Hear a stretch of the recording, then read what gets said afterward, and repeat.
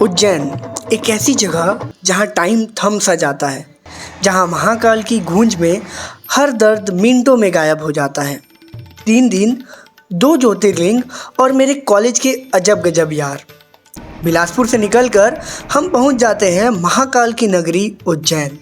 कुछ दोस्त, बहुत सारी मस्ती और ढेर सारा सुकून। तो कहानी शुरू होती है बिलासपुर स्टेशन से। हमने पकड़ी नर्मदा एक्सप्रेस। ट्रेन की वही पुरानी सीट, दोस्तों के वही सस्ते जोक्स और चाय की चुस्कियाँ। अगले दिन सुबह 8:30 बजे हम पहुंच जाते हैं उज्जैन।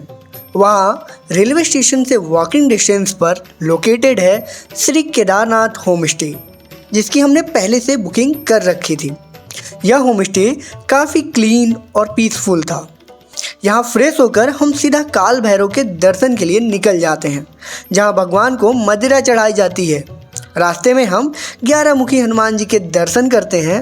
फिर हम पूरे दिन में गढ़कालिका, चिंतामन गणेश, भरथरी गुफा और ऋणमुक्तेश्वर महादेव के दर्शन करते हैं और उनसे हम सारे कर्जों से मुक्त होने की प्रार्थना करते हैं।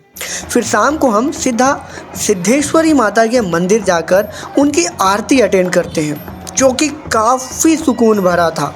और फिर महाकाल कॉरिडोर चले जाते हैं, जो वॉकिंग डिस्टेंस पर ही लोकेटेड है। हम जल्दी जल्दी चलते हुए महाकाल के दर्शन के लिए आगे बढ़ते हैं।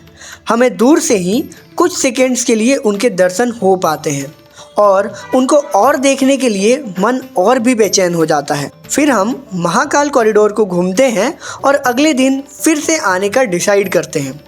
अगले दिन हम सबसे पहले अष्ट सिद्धि गणेश मंदिर और चिंताहरण गणेश मंदिर को विज़िट करते हैं, उनके दर्शन करते हैं और शाम को शिप्रा मैया के आरती के लिए शिप्रा जी के घाट पर पहुंच जाते हैं।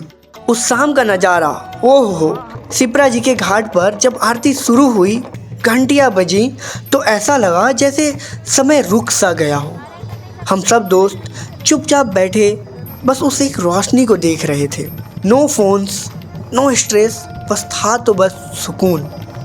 आरती अटेंड करके हम सीधा महाकाल के शयन आरती को अटेंड करने के लिए चले आए, जिसका टिकट हमने उसी दिन शाम को 4 बजे ऑनलाइन किया था, जिसका फेयर 250 रुपये पर पर्सन हमें पड़ा था। बहुत देर लाइन में रहने के बाद हमारा नंबर आया। जब हम उस जगह पर एंटर किए, जो फील हुआ उसे वर्ड्स में डिस्क्राइब करना नेक्स्ट टू इम्पॉसिबल है। जब सैकड़ों लोग एक साथ जय श्री महाकाल चिल्लाते हैं तो गूज़बम्प्स आना पक्का है। हमने बहुत ही सुकून से उनके दर्शन किए और अब जाकर हमें बहुत ही अच्छा लग रहा था। अगले दिन उज्जैन को अलविदा कहकर हम निकल पड़े अपने अगले डेस्टिनेशन ओमकारेश्वर, एक ऐसा आइलैंड जो नेचुरल तरीके से ओम के शेप में बना है। वहाँ जाकर हमने एक धर्मशाला लिया, मुँह हाथ धोकर हमने कुछ खाया पिया। फिर सीधा हम ममलेश्वर महादेव के दर्शन के लिए चले गए। वहाँ काफ़ी अच्छे से दर्शन करके हम नर्मदा घाट पर ही शाम तक बैठे रहे। फिर एक बोट लेकर हमने नदी में बोटिंग की और नदी के उस पार नर्मदा मैया की आरती में जाकर सम्मिलित हुए।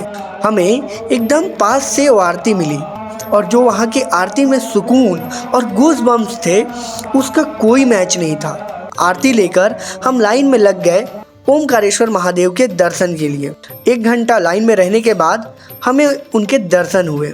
अगले दिन मैं और मेरा दोस्त लक्ष्मण दोनों नर्मदा नदी में स्नान करने के लिए पहुंच गए।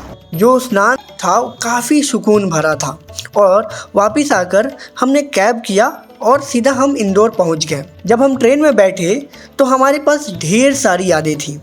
हमें पता था कि कॉलेज ख़त्म हो जाएगा, लाइफ बिजी हो जाएगी, पर महाकाल के दरबार में बिताए ये 3 दिन और दोस्तों का साथ हमेशा याद रहेगा। तो अगर आपको हमारी ये छोटी सी जर्नी अच्छी लगी हो तो वीडियो को लाइक ज़रूर कीजिएगा और महाकाल दर्शन से रिलेटेड कोई भी अगर आपको क्वेश्चन हो तो आप कमेंट बॉक्स में जय श्री महाकाल के साथ ज़रूर पूछिएगा और चैनल को सब्सक्राइब करना बिल्कुल मत भूलिएगा।